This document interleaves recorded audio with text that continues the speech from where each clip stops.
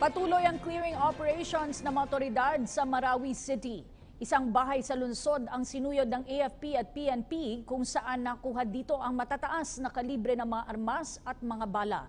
Samantala, 11 bangkay naman ang pinaghihinalaang pinaslang ng teroristang Maute Group ang hindi pa rin nakikilala. May ulat si Jervis Manahan, live. Jervis? Yes, Kathy, kung kahapon ay mga cash at cheque ang nakuha ng ating AFP, ngayon naman ay mga bala at pampasabog ang kanilang nasabat sa isang bahay sa Marawi City kanina. Isa nga sa mga goal nitong martial law na idineklara ng ating Pangulo ay makuha ang lahat ng mga armas dito para matigil na ang gulo. Narito po ang aking report. Maaga pa lang nagtungo na sa sentro ng Marawi City ang mga tauhan ng PNP at AFP. Maingat ang kanilang galaw dahil critical pa rin ang area. Sa pilitan nilang pinasok ang mga bahay, pinukpok ang mga kandado para halughugin kung may mga armas at pampasabog dito. Sinuyod nila ang bawat silid habang nakaposisyon ang ilang puwersa sa labas. Handa kung sakali mang umatake ang mga kalaban. Nasabat nila ang mga bala, pampasabog at protective gear sa isang bahay sa isang barangay sa Marawi City. Mas pinaigting na ang mga ganitong clearing operations para tuluyan ng humina ang Maute. Patuloy kasi ang pagpatay nila sa mga sibilyang naiipit sa bakbakan.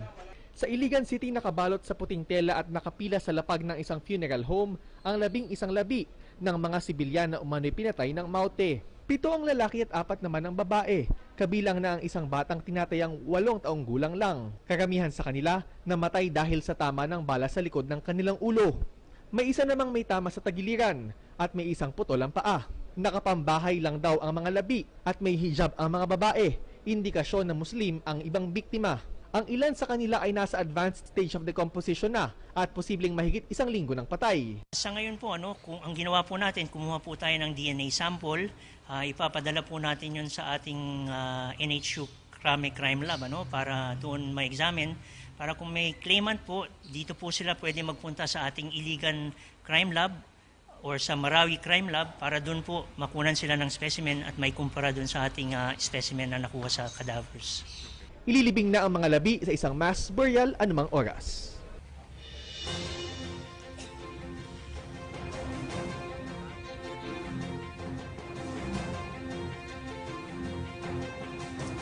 Kasi kung ikukumpara sa mga nakaraang araw ay mas tahimik kanina. Sa ating obserbasyon habang nagbabantay tayo sa Marawi City ay mas kaunti na yung mga pag-atake ng ating mga sundalo.